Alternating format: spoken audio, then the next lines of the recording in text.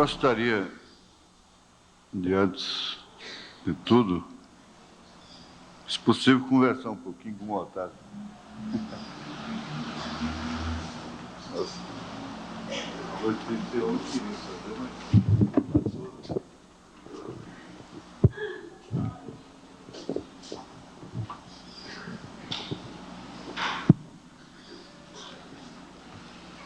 Tudo bem. Graças a Deus. Tudo bem. Eu queria fazer uma pergunta para o irmão, o seguinte. Se o senhor tivesse que dizer as últimas coisas na sua vida, o que o senhor diria? Se eu tivesse que viver falar. dizer as últimas palavras? Vamos supor que fosse hoje. Hoje eu tenho que falar a última coisa na minha vida. Bom, Para o povo. a última coisa da minha vida que eu falaria, se Deus me desse força, vamos dizer assim, na última hora, eu aconselharia os irmãos, irmãs, que não temos aqui na terra coisa alguma para desejar. Eu estava falando inclusive com o pastor Elias hoje, que sexta-feira eu quase fui para o outro lado. Mas que eu não temia, eu não tenho temor nenhum quando chegar a hora da minha partida. Que eu aconselharia a todos que não se preocupassem com a vida material, mas sim com o nosso preparo da nossa alma. Eu disse, eu estou preparado. E a única coisa que eu peço a Deus é que, se existir alguma coisa que eu tenha que consertar ainda na minha vida, que o Senhor, pela sua misericórdia, me revele, me mostre, porque eu quero estar verdadeiramente preparado. E eu creio que eu estou preparado. Deus tem me mostrado que eu não tenho muitos dias aqui ainda, não. Isso eu posso ver já pela minha fé que eu tenho. Mas, enquanto viver, é viver unicamente para Deus. Não tenho mais nada a pensar e nem a dizer. A única coisa que eu quero é isto: estar preparado para aquela hora que todos nós temos que passar. Eu dizia que, quando aquela irmã partiu, eu disse, engraçado, podia ser isto. O meu desejo de estar com Cristo é este, que poderia esta irmã sair e eu entrar nesse lugar, porque não tem mais nada. Eu creio que para um cristão não existe lugar nenhum mais aqui na face da terra, não tem. Tudo é corrupção, tudo é mentira, tudo é ódio, tudo é vingança. É uma coisa terrível, é uma nudez total. Você sai para fora da porta da tua casa, não precisa nem sair. Basta você chegar na janela, você já vê a tristeza. Eu creio que não existe mais nada para dizer que não está como foi no tempo de Sodoma e Gomorra. Eu creio que deve estar até passando, mas Deus está ainda segurando, porque deve ter algum eleito que tem que entrar por essas portas adentro ainda. Mas no momento que este último eleito entrar, eu creio que tudo acontecerá. Mas eu não gostaria nem de ver. Eu prefiro estar com Cristo antes que isso aconteça. Estas são as minhas palavras, e a única coisa que eu posso dizer é aconselhar os irmãos. Lutem com tudo o que vocês têm para preparar a vossa alma. Nada de tesouro aqui na terra, não. Ontem eu escutava um hino muito maravilhoso, comparando o lar que temos no céu, nos lares daqui da terra. Tão lindo, não resta a menor dúvida.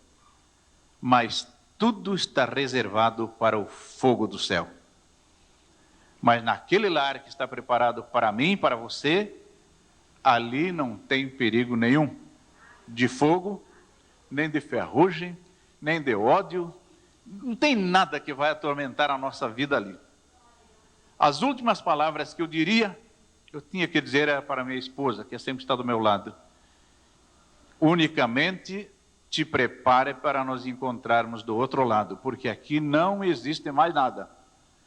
A vida de um cristão aqui na terra é simplesmente provas sobre provas, lutas, obstáculos, mas contudo, aquele que está dentro de nós é maior do que está no mundo. Esse consolo eu tenho sempre nas minhas horas, nas minhas lutas, quando aquela coisa vem mesmo, parece que chegou um momento derradeiro, algo fala lá dentro de mim, não temas, eu estou contigo, eu sou maior. Então, o mundo nós não amedronta, não temos nada que temer do mundo, e também não temos nada que arranjar deste mundo, que para lá nós não vamos levar nada. E a única esperança nossa é o preparo da nossa alma. Jesus não quer o teu corpo, não quer o meu corpo, não quer nada disso aqui, Ele quer a nossa alma. O que é de precioso que existe em nós é aquilo que veio de Deus. Mas o que nós adquirimos aqui no mundo, isso tudo é passageiro. As minhas palavras seriam estas. E o meu conselho este. Lute com tudo que você tem, para não perder o que você recebeu até o dia de hoje. Deus vos abençoe. Amém. Deus abençoe. Amém. Amém. Glória a Deus.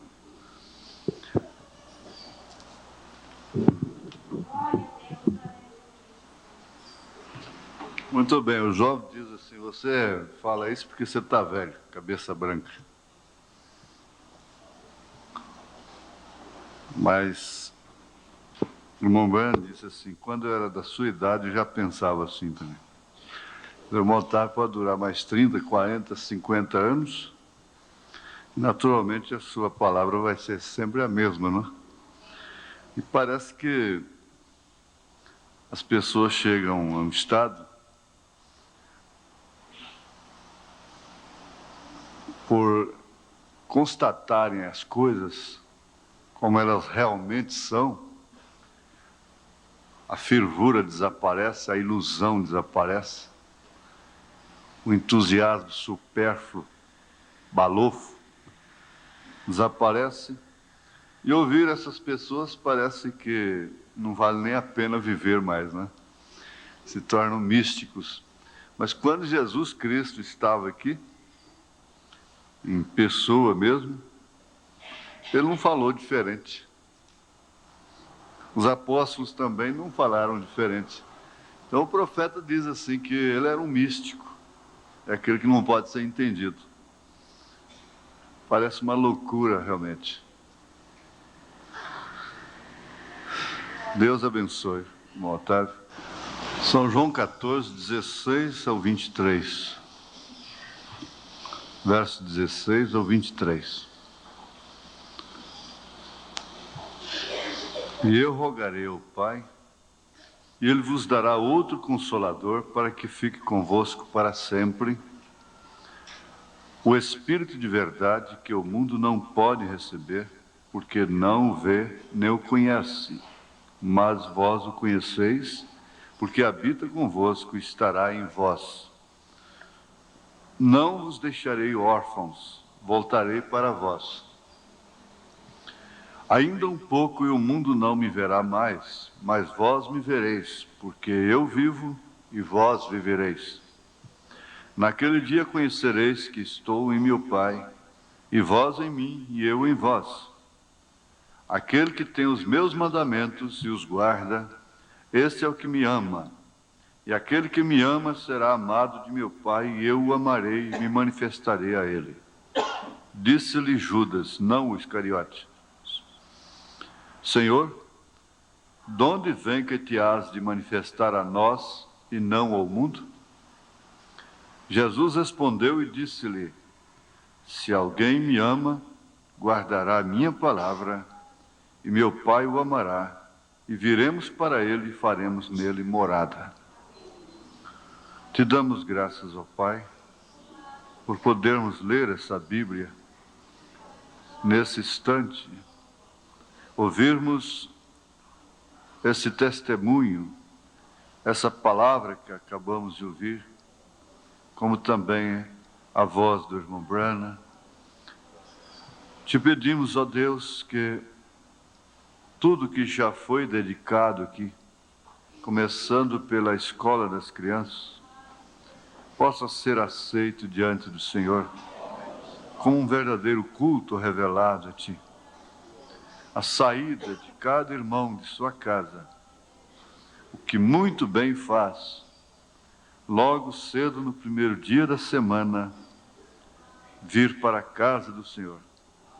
Seja recompensada em todos os dias de sua vida aqui na terra. Sabemos que lá do outro lado já está recompensada. Em nome de Jesus Cristo, dá saúde para o teu povo. Cura, ó Deus, pois esse já foi o pedido feito aqui nesta manhã. Te pedimos em nome de Jesus Cristo. Vivifica a tua palavra, encoraja-nos para completarmos a nossa jornada aqui, em nome de Jesus Cristo. Amém. Assentai-vos, irmãos. Nós vamos simplesmente continuar o nosso estudo sobre a revelação de Jesus Cristo. Nós estudamos domingo passado e vemos aquele desafio. É um desafio que o profeta está testificando para outros, quer dizer, testificando para outros, confiando naqueles que creem em sua mensagem. Ele disse: por isso é que nossas mulheres não se vestem com roupas de homens.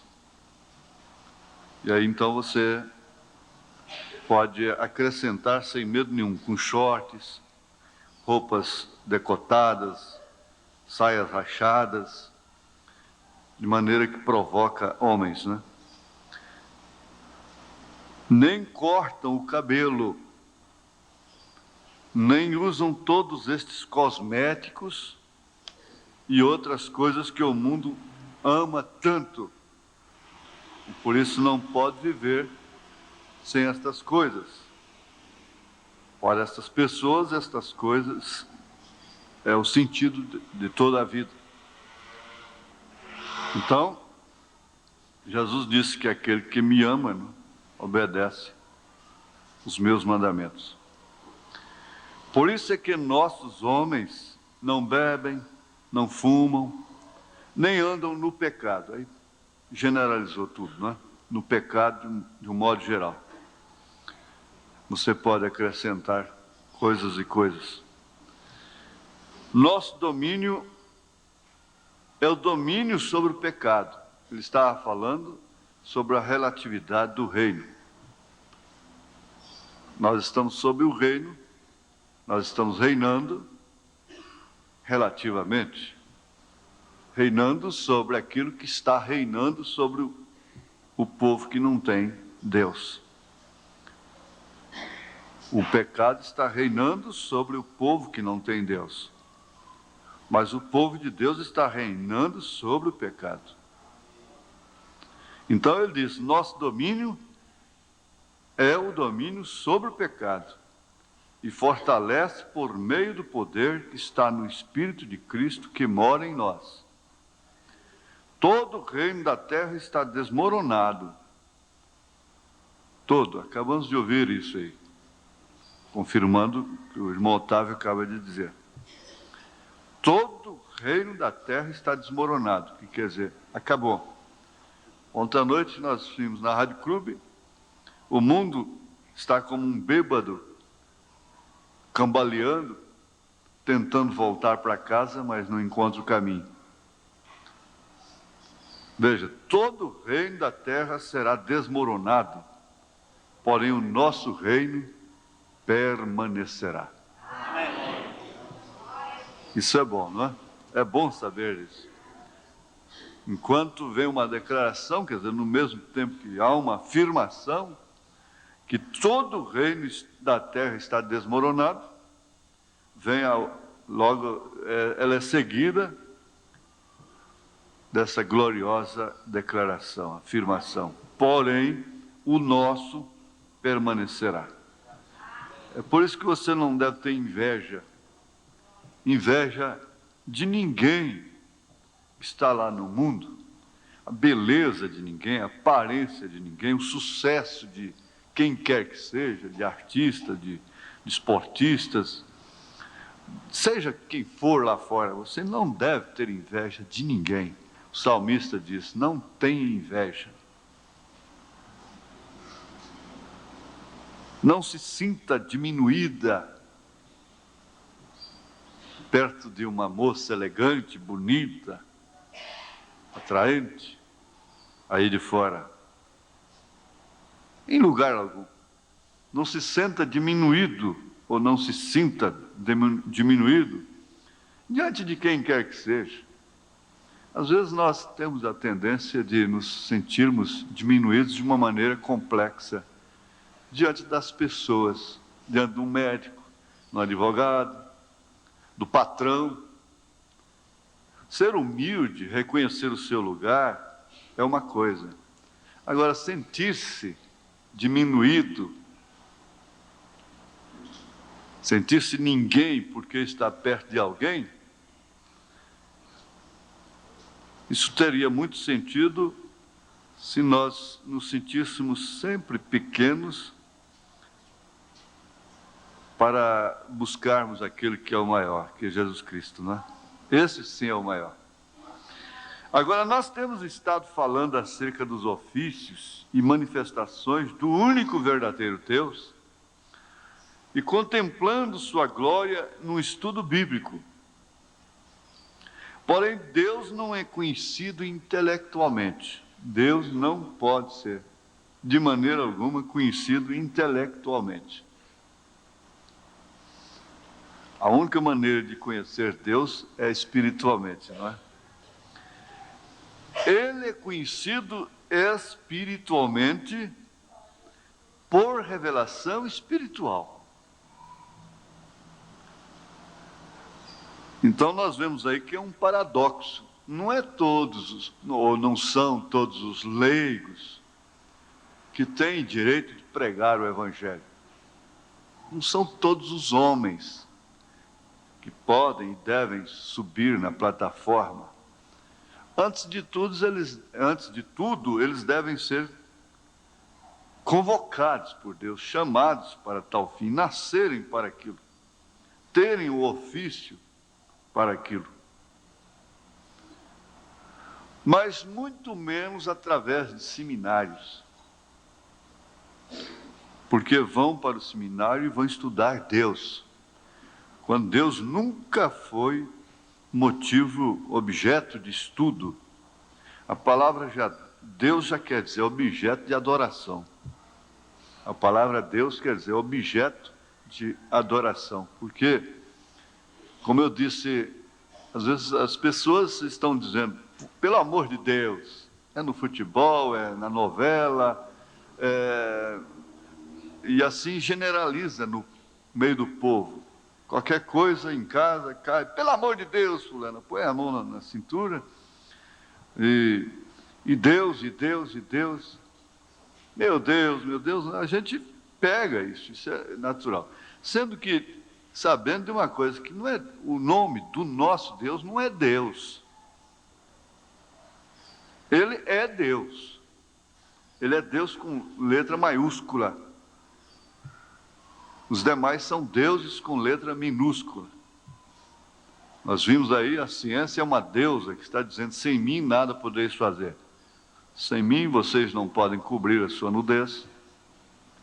Sem mim vocês não podem escovar os dentes. Não é certo? É uma deusa. Mas o nome do nosso Deus é Senhor Jesus Cristo. Ele é o Jeová do Velho Testamento. Dizer que só a palavra Deus não quer dizer Deus, não quer dizer o nosso Deus.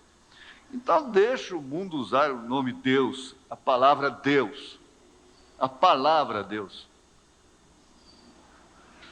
Ele é conhecido espiritualmente por revelação espiritual.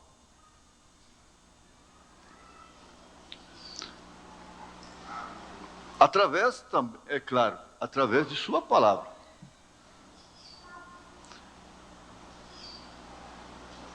Que é ouvida.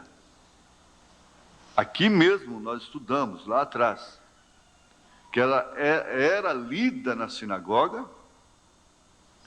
Por quê? Não eram somente os que sabiam ler, mas também os que a ouviam. E a fé vem pelo ouvir, ouvir a palavra. É certo que o ouvir também se estende a atender, a obedecer, a acatar, receber. Tanto que a fase mais difícil espiritual que o crente passa é quando ele se afasta da Bíblia e não consegue ler. E muitas vezes o embaraço. Existe o embaraço e existe o pecado. Hebreus 12.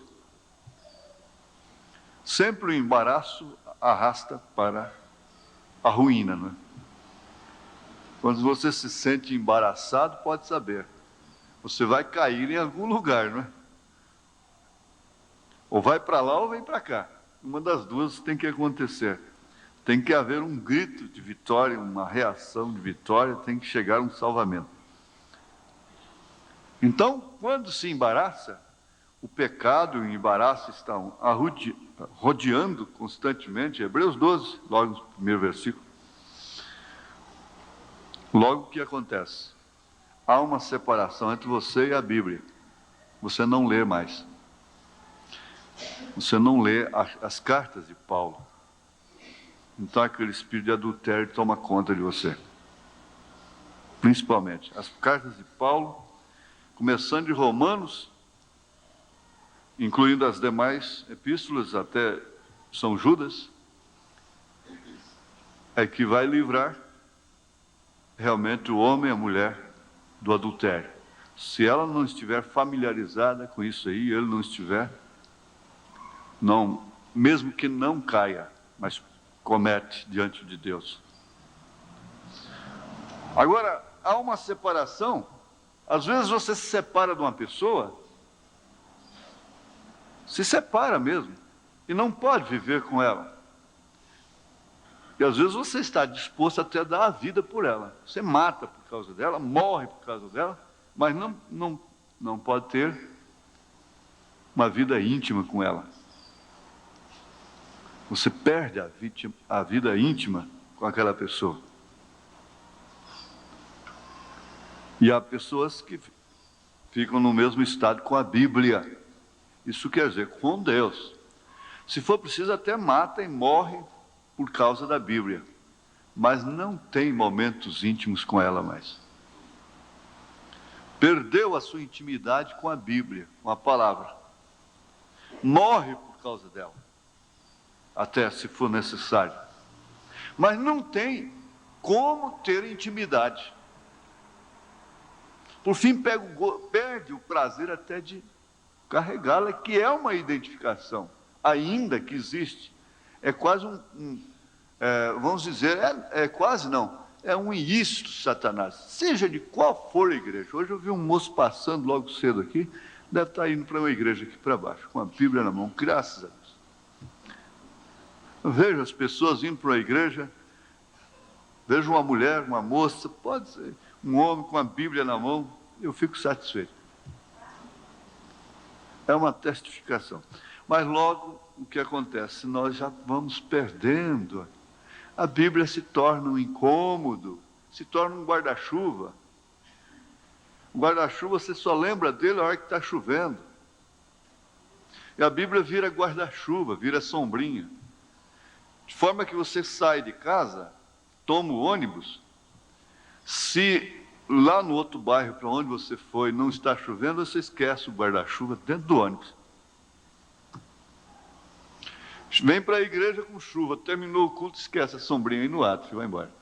Porque não tem chuva, o sol está. O sol de manhã, o céu, né, está limpo de noite. Esquece a sombrinha. Então, a Bíblia é guarda-chuva. A Bíblia sombrinha. Esquece a Bíblia. Por quê? Não está chovendo, porque não está com dor, não está precisando de cura, não está passando aperto? Seria isso? Porque não está necessitando dela? Mas lá na frente começa a pingar, meu Deus, olha, meu Deus. E meu guarda-chuva? Ficou lá no ônibus. Aí você lembra. Aquele rapaz com aquela senhora de cor lá e a ventania batendo no barraco, né? Então, tinha que lembrar a Bíblia para ele. E aquele soldado que foi baleado, e aquele capitão, então, tinha que lembrar do que sua mãe, ele lembrou através do capitão, de que sua mãe lia para ele quando ele era criança. Agora ele estava com a bala no corpo, sangrando, derramando sangue, morrendo. Aí lembrou do guarda-chuva. Isso é uma verdade. Agora, Deus só pode ser conhecido espiritualmente por revelação divina através de sua palavra. E mesmo através da natureza, que deixa todo homem inexcusável diante de Deus. Ela é uma Bíblia. Agora, conhecido intimamente é somente por revelação espiritual. Este mesmo ser que foi conhecido como Jesus, segundo a carne, voltou à coluna de fogo, porém ele prometeu voltar outra vez e morar em seu povo por meio do Espírito. E no dia do Pentecostes, aquela coluna de fogo desceu e se repartiu em línguas de fogo sobre cada um deles. O que estava fazendo Deus? O que é que ele estava fazendo? Estava se repartindo a si mesmo entre a igreja, de forma tal que nenhum ficasse necessitado, dando a todos aqueles homens e mulheres uma parte de si mesmo. Ele não podia negar a quem quer que seja que estivesse lá, esperando na promessa, uma parte de si mesmo. Ele se repartiu entre a igreja tal como disse que o faria. São João 14, 16 a 23. Agora nós vamos repetir. E eu rogarei ao Pai, e Ele vos dará outro Consolador, para que fique convosco para sempre. O Espírito de verdade que o mundo não pode receber, esse é o Consolador. Porque não o vê nem o conhece, mas vós o conheceis, porque habita convosco e estará em vós. Ora, isso é tão bonito, não? O Consolador é o Espírito de verdade que o mundo não via e não conhecia, então, mas eles, os discípulos, conheciam, porque habitava com eles, então era Jesus, né? Não vos deixarei órfãos, é o Pai, né? Voltarei para vós. Ainda um pouco e o mundo não me verá mais, mas vós me vereis, porque eu vivo e vós vivereis. Naquele dia conhecereis que estou em meu Pai, e vós em mim, e eu em vós. Naquele dia, lá no Pentecostes. Aquele que tem os meus mandamentos e os guarda, esse é o que me ama. E aquele que me ama será amado de meu Pai, e eu o amarei e me manifestarei a ele. Disse-lhe Judas, não o Iscariotes: Senhor, de onde vem que te has de manifestar a nós, e não ao mundo? Nós temos a maneira de aplicar o amor de uma forma errada. Nós queremos manufaturar, às vezes, as pessoas por amá-las. Nós queremos fabricar crentes. Não, não tem como. Deus não faz isto. Sendo que Ele poderia e pode transformar qualquer homem. Eu quero que aquele homem seja um crente a partir de hoje. Acabou. Ele hoje, se Deus quiser, ele pode fazer o presidente Itamar Franco pegar um jatinho lá, descer em Goiânia e entrar aqui correndo para ser batizado, em nome do Senhor Jesus Cristo. Se ele quiser, faz isso. O governador entrar aqui chorando, pedir o batismo em nome do Senhor Jesus Cristo. Se ele quiser. Mas se ele não faz, eu quero fazer. Eu quero salvar o Congresso. A igreja tem que mandar deputados evangélicos para lá, salvar. Botar o sal na carne podre. Não tem mais, isso é uma verdade, o que o irmão acaba de testificar, declarar aqui, é uma verdade incontestável. O mundo acabou, o irmão Branham disse, o mundo acabou, ele não crê mais. O irmão Branham disse, ele não cria mais. Ele não podia ver mais nada no casamento, em filhos e crianças, essa coiseira toda. Ele não podia ver mais nada nisso, porque ele é profeta, ele está olhando a coisa espiritualmente. Agora, ele disse, casem-se, filhos, vivam como se ele viesse daqui 100, trabalhem como se ele viesse daqui 100 anos, mas viva como se ele viesse agora, casem-se. Vocês têm que criar seus filhos. Mas não se engane, se for uma semente predestinada, eleita, será realmente aquilo que você espera, aquilo que você deseja. Mas se não for também, não se iluda não. Não se amarre por isso. É custoso, é difícil, mas é verdade. É hora de se encarar a realidade, os fatos.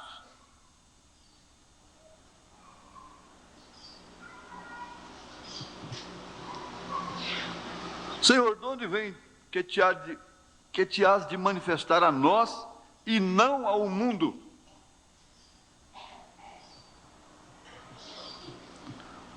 E não ao mundo. Ele não vai manifestar ao mundo. E o mundo é a ordem cósmica, é a ordem social. Ele não vai se manifestar a ela. Ele passa entre ela e ela o chama de demônio, de Beelzebu. Você vai esperar ser reconhecido como Deus te reconhece pelo mundo? O mundo às vezes é seu pai, o mundo às vezes é sua mãe, o mundo às vezes é seu marido, é sua mulher, são seus filhos. Tem que entender isso. O mundo é você mesmo, é sua carne.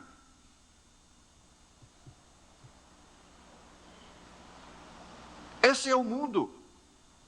O mundo é aquele rapaz. O mundo é aquela moça.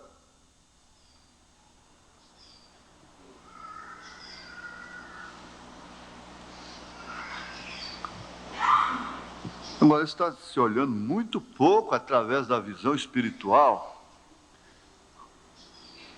através dos olhos de Deus,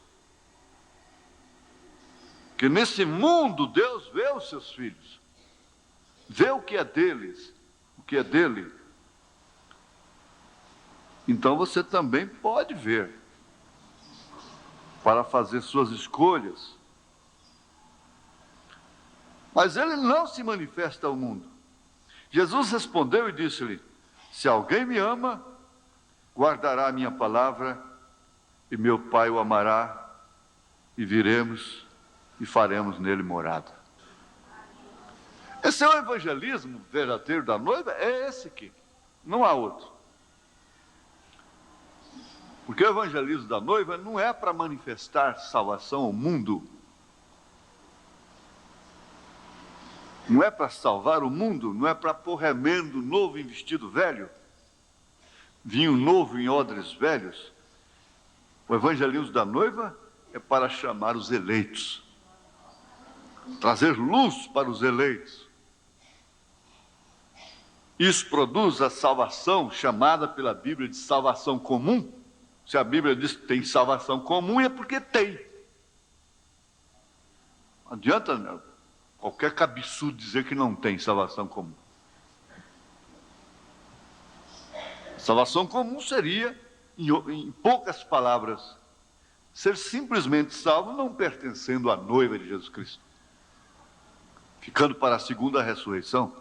Então, isso é que a Bíblia chama de salvação comum.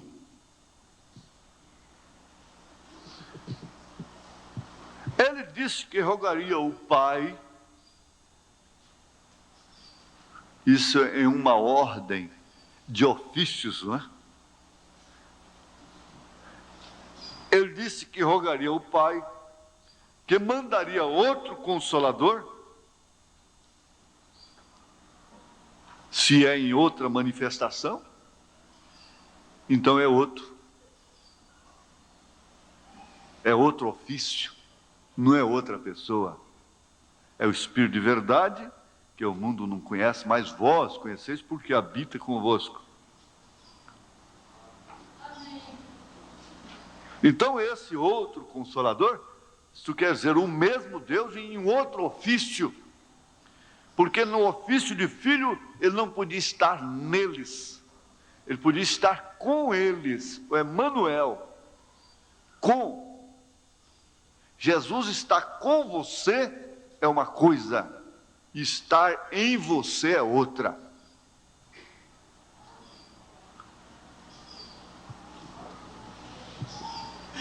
O que está em você, o que está em você é aquilo que está dentro de você.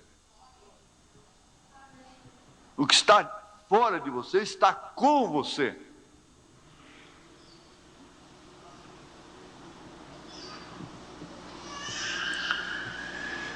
Agora o profeta diz, ele disse assim, ele disse que rogaria ao Pai que mandaria outro Consolador que já estava com eles, com os discípulos.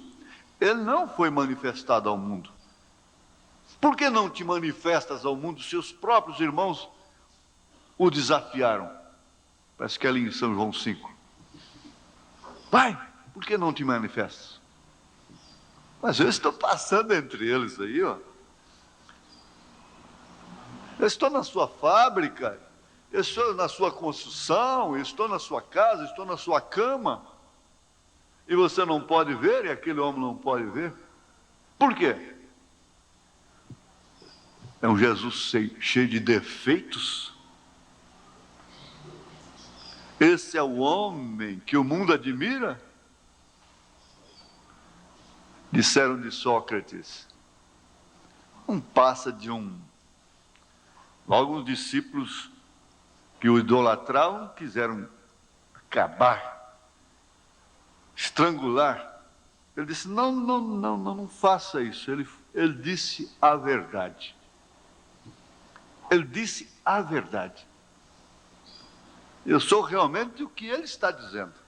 E somente ele poderia dizer esta verdade de mim, porque vocês nunca diriam.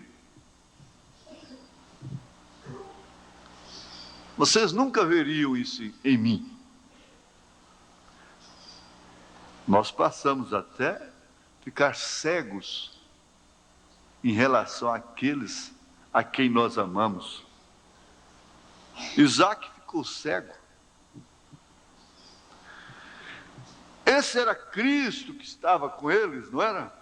Então, no versículo 23, falando de si mesmo e do Pai, ele disse, nós diremos, ali está, o Espírito está vindo, o mesmo Espírito de Deus que foi manifesto como Pai e como Filho, e também se manifestará em muitos, um Deus que é Espírito.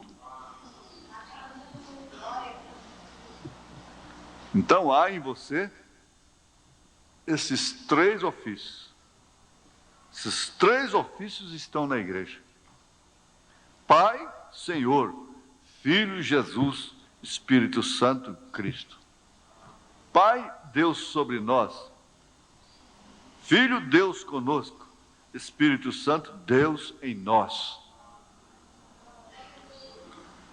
Rei, sacerdote e profeta. Como Pai, reina.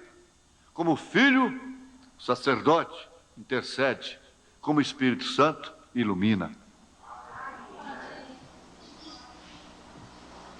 É tão simples. Por isso é que ninguém pode dizer que o homem santo é o Papa, é o bispo ou o sacerdote, e eu acrescento, o pastor. O homem santo é Cristo. O profeta diz: você não vai pensar nada de especial acerca de homem algum, seja seu pastor, seja quem for. Não pense nada especial a respeito de homem algum, porque ele não carrega uma infalibilidade. Não há homem na terra, nascido de mulher, exceto o Senhor Jesus Cristo, que seja infalível. Só de aceitar uma suposta infalibilidade, ele já está pecando, já está blasfemando. Por isso ele carrega nomes blasfemos.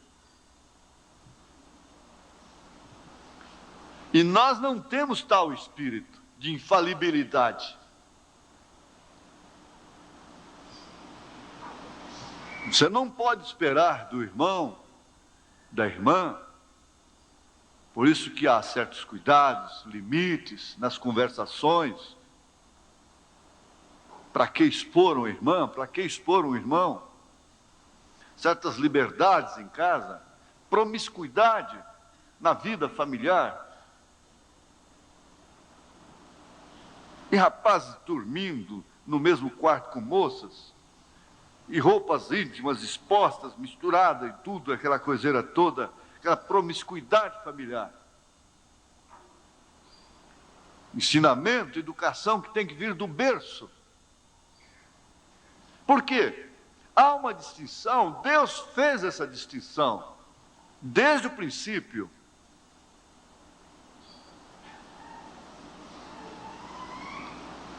E todos são infalíveis. Digo, todos são falíveis. O único infalível é Deus. Isso quer dizer, o único que não falha é Deus. Mas todo homem é mentiroso. Todo homem foi concebido em pecado. Todos pecaram e destituídos estão da glória de Deus. Todo homem tem que ter uma cortina entre sua vida real e a pública. Toda mulher tem que ter, ela não é uma hipócrita. Ela tem que ter, se ela tem princípio, ela tem que ter essa cortina entre a sua vida íntima, particular e a pública. Tem que haver essa cortina intransponível. Ninguém tem direito de violar, entrar, invadir a sua privacidade. Todos têm essa cortina.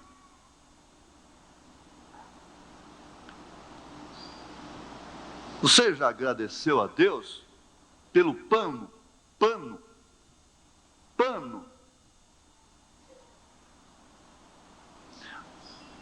As mulheres, os homens, entram na igreja, em qualquer ambiente, descansadas, tranquilas. Ninguém sofre vexame pela sua nudez. Por quê? Por causa do pano. por causa da cobertura. Você já pensou se você não tivesse como se cobrir para vir hoje à igreja? Você poderia sair fora de casa? Isso mostra, ninguém vai se tornar arrogante, petulante, fariseu, porque todos têm que ter essa cortina. Tem uma cortina. E eles chegam a dizer num provérbio antigo: roupa suja lava-se em casa. A privacidade tem que ser respeitada. Quem não respeita a privacidade dos outros é uma pessoa que não respeita a si próprio.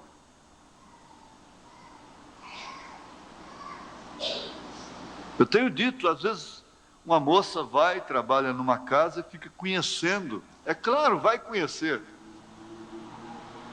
a roupa suja daquela família. Depois sai publicando aquilo. Mas você sabe, irmã, que quando uma pessoa trabalha com uma família e que vai trabalhar com você, que conta para você, você vê que ela transmite coisas que viu lá, ela vai fazer a mesma coisa de você com sua casa. Quando ela estiver noutra casa, ela vai contar tudo que viu lá na sua casa. E todas as pessoas que estão te contando coisas de outras, fique sabendo, elas vão contar de você também para as outras.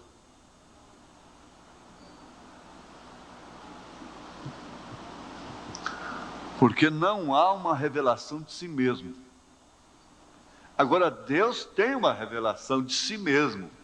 Ele sabe quem é Ele. Ele diz, eu sou o Senhor. Jesus disse, eu sou. Paulo teve a revelação de si mesmo. Graças a Deus, sou o que sou. Depois de afirmar, miserável homem que sou, ele disse que ele não era digno de coisa alguma, quanto mais de ser apóstolo, que dos pecadores ele foi o pior, dos perseguidores da igreja. Mas ele chega lá na frente e diz, graças a Deus sou o que sou. Ele sabia ter essa revelação. E ninguém terá a verdadeira e absoluta revelação de Deus sem ter também a sua própria revelação de si mesmo, do ser humano, da humanidade. Não quer dizer que você tem que viver sob uma malícia tremenda, extrema, em relação às pessoas. Ora, se você pega um dinheiro de uma pessoa, faz um negócio, pega um dinheiro, você fará questão de lhe dar um documento. Mas o que acontece? Às vezes a pessoa exige um documento de qualquer coisa, a outra se sente ofendida, não tem confiança em mim. Ora, mas não é questão de confiança. Se você recebe um pagamento, seja quem for te deu aquele dinheiro, você tem que conferir. Seja quem for, seja eu, seja quem for, você tem que conferir na vista. Dinheiro foi feito para contar, não é falta de confiança. Vai depositá-lo no banco, o mesmo dinheiro que você recebeu do santo homem, e vê se o caixa não confere. Você tem que dar recibo porque você é mortal. Você não pode achar ruim. Você tem que documentar a pessoa. Você que tem que fazer questão de documentá-la. Porque você tem revelação da humanidade. Você sabe, você tem senso, bom senso. Você tem conhecimento do que é humano, do que é a dimensão humana.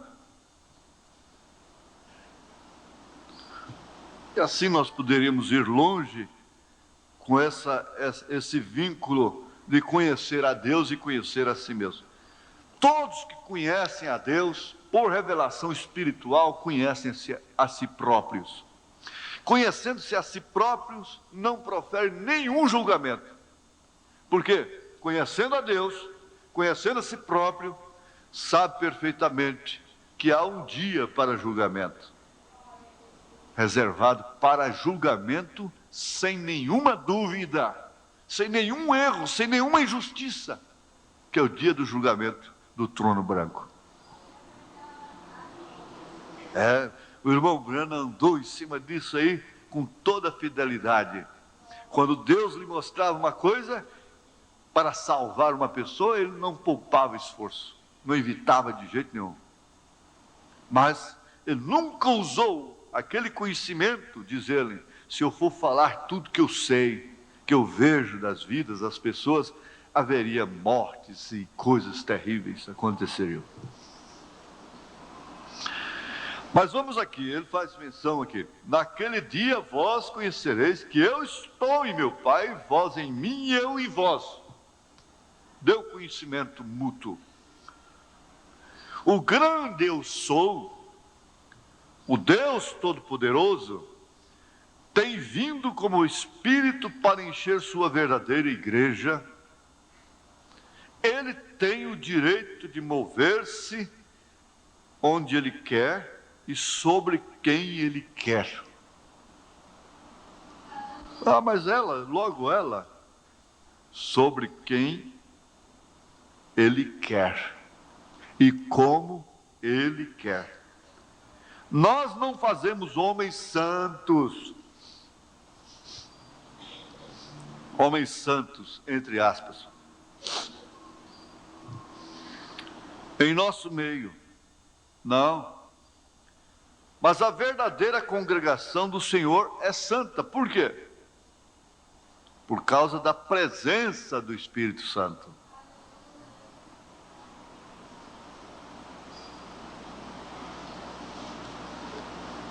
Isso é o que leva a pessoa a atinar mais para a ordem da igreja. A ordem da igreja deve ser cumprida de uma maneira legal. Ela tem que ser mantida de uma forma legal, é claro. Ele disse que quando a igreja não manter a ordem da igreja, o Espírito Santo sai dela. Por quê? Ele não pode falar mais.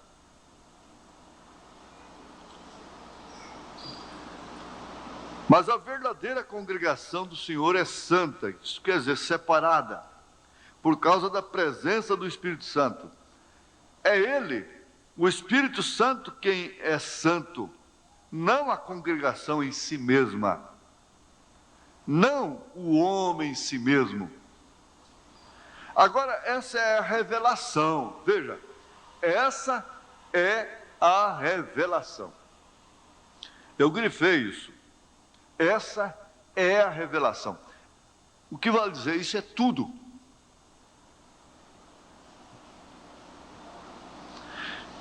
Cristo Jesus é Deus. Isso não é tudo para fazer unicistas. Bem entendido, você entendeu. A revelação de quem é Deus, a revelação de si mesmo, a revelação de Cristo na igreja. Isso é que traz o verdadeiro discernimento do corpo do Senhor, que sem o qual a pessoa toma a ceia indignamente.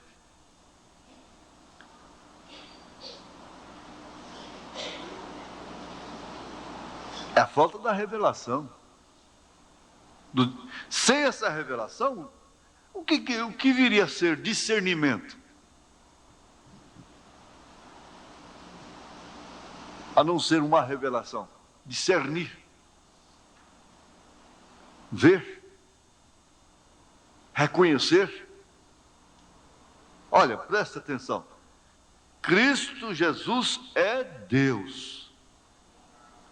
O Jeová do Antigo Testamento é o Jeová do Novo. Não importa quanto se esforce, você não pode provar que há três deuses. Mas também se necessita de uma revelação por meio do Espírito Santo, para que você possa entender a verdade de que Ele é um. É preciso que o Espírito Santo revele esse mistério, que é o mistério da piedade.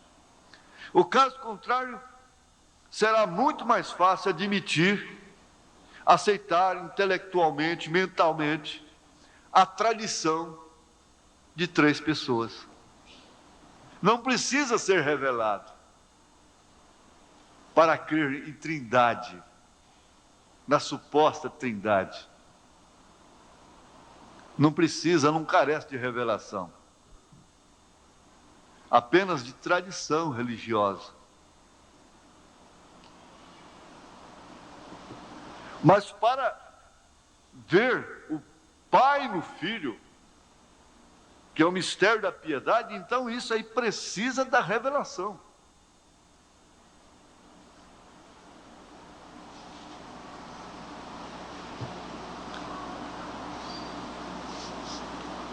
Mas também se necessita de uma revelação por meio do Espírito Santo, para que você possa entender a verdade de que Ele é um.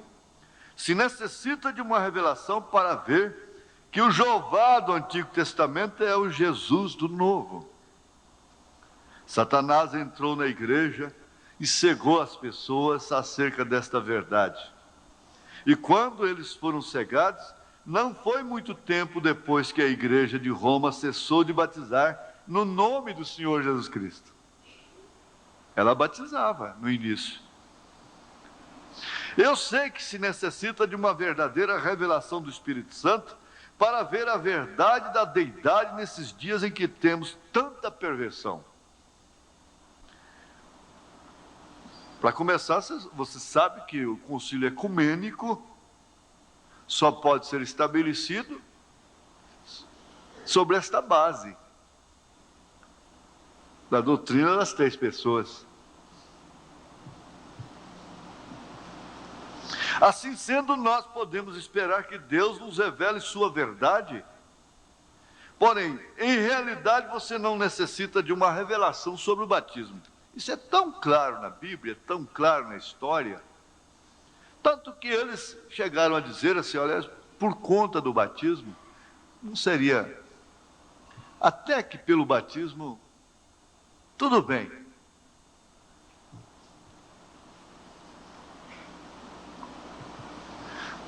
Ali está à frente, está frente a você a coisa. Seria possível mesmo, por 1 minuto, os apóstolos se desviarem do mandamento direto do Senhor para batizarem no nome do Pai, do Filho e do Espírito Santo, e então encontrá-los em desobediência voluntária, porque os apóstolos só batizaram em nome do Senhor Jesus Cristo. Eles conheciam o nome, não há nenhum lugar nas Escrituras onde batizaram de algum outro modo, mas no nome do Senhor Jesus Cristo. O senso comum, o irmão Brana apelou também para o senso comum. O senso comum lhe dirá que o livro dos Atos é a igreja em ação.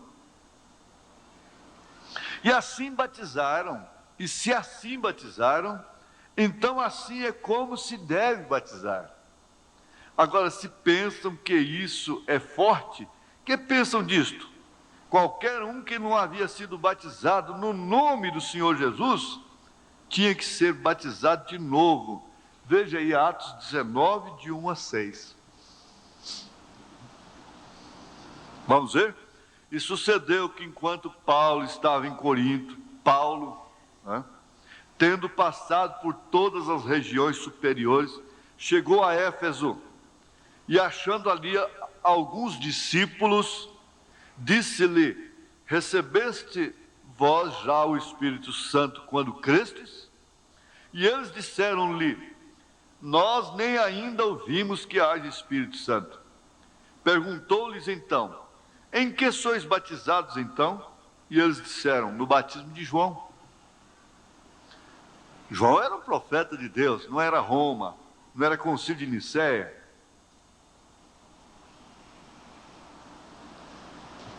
Mas Paulo disse: certamente João batizou com o batismo do arrependimento, dizendo ao povo que cresce no que após ele havia de vir, isto é, em Jesus Cristo. E os que ouviram foram batizados em nome do Senhor Jesus. Foram rebatizados, né? E impondo-lhes Paulo as mãos, veio sobre eles o Espírito Santo, e falavam línguas e profetizavam. Ali está boa gente de Éfeso. Havia ouvido de um Messias que viria. João havia pregado acerca dele. Eles foram batizados no batismo do arrependimento para a remissão de pecados, olhando para diante, para a crença em Jesus. Porém, agora era tempo de olhar para trás, para Jesus, e ser batizado para perdão dos pecados. Era tempo de receber o Espírito Santo. E quando foram batizados no nome do Senhor Jesus Cristo, Paulo impôs suas mãos sobre eles e o Espírito Santo caiu sobre eles. Agora, estas pessoas de Éfeso eram umas pessoas muito agradáveis. E se alguns tinham o direito de se sentirem tranquilos, eram eles. Eles sim, podiam ficar descansados, eles podiam ficar descansados. Vejam como haviam progredido. Eles haviam vindo todo aquele caminho aceitando a vinda do Messias. Eles o estavam esperando, porém não pode ver você que, não obstante a tudo isto, não obstante a você vir vindo bem na sua denominação, de uma maneira mais sincera, não obstante a tudo isto, se lhes escapou, ele havia vindo e se tinha ido. Eles tinham necessidade de serem batizados no nome do Senhor Jesus Cristo. Eles tinham necessidade de serem cheios do Espírito Santo.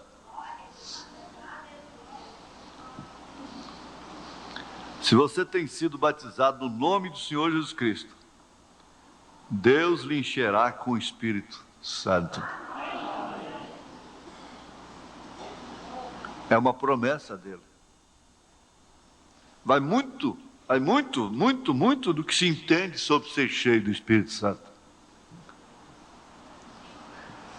O profeta, por muito tempo, ele pensava que eram os frutos do Espírito, os quais não são dispensados, é claro. Mas Deus mostrou para ele que isso é uma fé genuína na mensagem.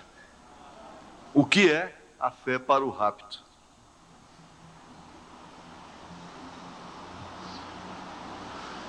Agora vejamos. E o que foi dito não se pode mudar. Tem que ser o mesmo desde Pentecostes até que o último escolhido haja sido batizado. Gálatas 1:8. Mas ainda que nós mesmos, ou um anjo do céu, vos anuncie outro evangelho, além do que já vos tenho anunciado, seja anátema. Essa é a convicção de São Paulo. Anátema quer dizer abominação, excomunhão.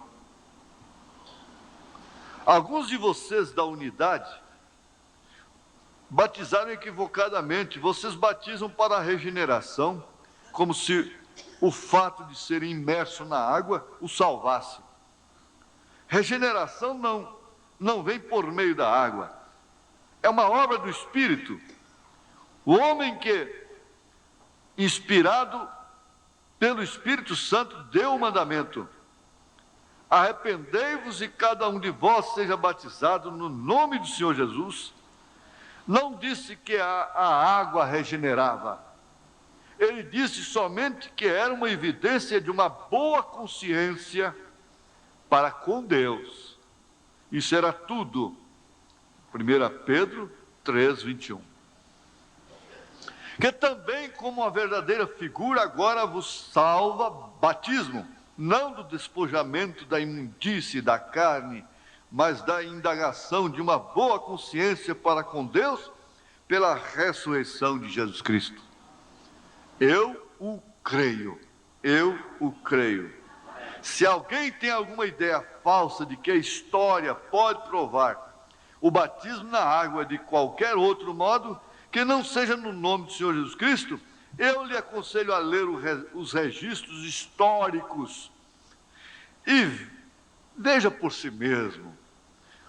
O seguinte é um registro verdadeiro de um batismo que teve lugar em Roma no ano 100 depois de Cristo. E foi publicado na revista Time em 5 de dezembro de 1955 nos Estados Unidos. O diácono levantou sua mão e Públio Décius entrou pela porta do batistério. Parado no batistério, com a água até a cintura, estava Marcos Vascas, o vendedor de madeira. Ele tinha um sorriso enquanto Públio chegava ao seu lado no batistério. Credes? Perguntou ele. Credo, respondeu Públio. Eu creio que minha salvação vem de Jesus Cristo, que foi crucificado sob Pôncio Pilatos. Com ele tenho morrido para que com ele possa ter vida eterna. Então ele sentiu os braços que lhe sustinham, enquanto ele se deixava cair para trás do batistério, e ouviu a voz de Marcos em seu ouvido: eu te batizo no nome do Senhor Jesus, enquanto a água fria se fechou sobre ele. Até o tempo que se extraviou a verdade e não voltou senão nesta última era. Está voltando lá. Aí onde se cumpre, meu irmão, que ainda não teve revelação sobre isto. Elias converterá o coração dos filhos ao coração dos pais. Voltando para lá. Desde Nicéia até o começo deste século, batizaram no nome do Senhor Jesus Cristo. 325 anos depois de Jesus.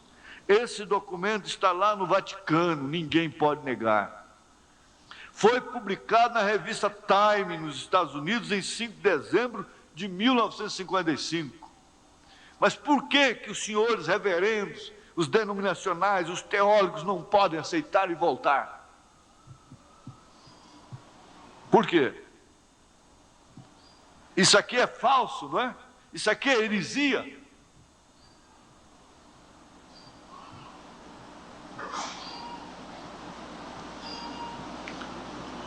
Tem que voltar lá onde extraviou a coisa.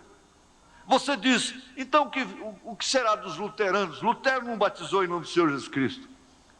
Deus não tem em conta o tempo da ignorância.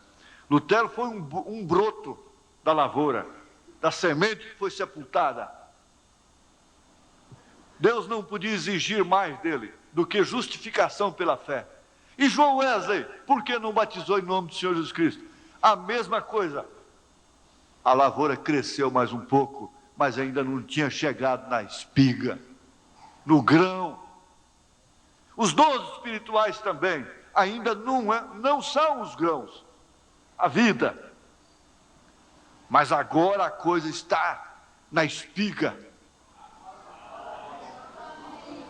Voltou aquilo que era antes, que foi sepultado, foi plantado lá na terra. É isso. Por que não querem a verdade, então? É porque ela vem de Nazaré? É porque ela não passou pelos seus canais? É porque ela não vem dos seminários? Vocês serão culpados de todas as almas que irão para o inferno por causa de suas doutrinas.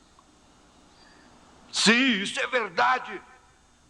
Isso é assim, diz o Senhor. Jesus disse que vocês ficam na porta e não entram e não deixam aqueles que querem entrar entrarem. É indigesto. Vocês os trazem para ouvir mensagens dos seus casamentos, eles saem daqui quase vomitando.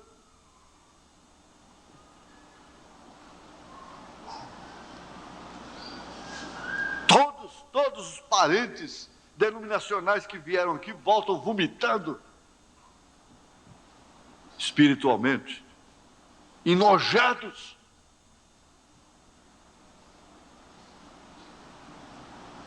Irmão Paulo mesmo estava me contando, no casamento dele, um deles disseram, agora, eu fui lá para assistir o seu casamento, não para ser convertido. Não foi, irmão Paulo? E outros tantos que blasfemam e falam tanta coisa difícil. Por quê? Por que que somos heréticos? É porque Jesus não se manifesta ao mundo?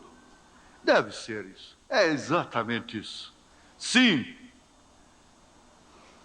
Sim, vamos ficar de pé.